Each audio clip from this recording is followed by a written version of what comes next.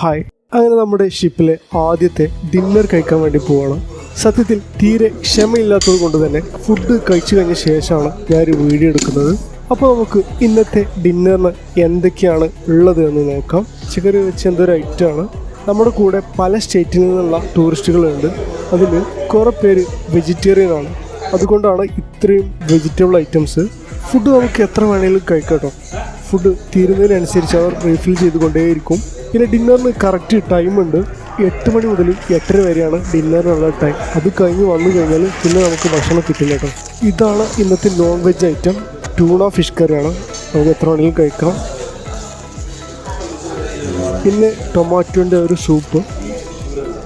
ഇനി എൻ്റെ പ്ലേറ്റ് കാണിച്ചു തരാം. എല്ലാ ഐറ്റംസും ഉണ്ട്. ഇതെൻ്റെ ആദ്യത്തെ പ്ലേറ്റ് ആട്ടോ. സോ ഇത്രയുള്ളൊരു വീഡിയോ നിങ്ങൾക്ക് ഇഷ്ടപ്പെട്ടു എന്ന് പ്രതീക്ഷിക്കുന്നു.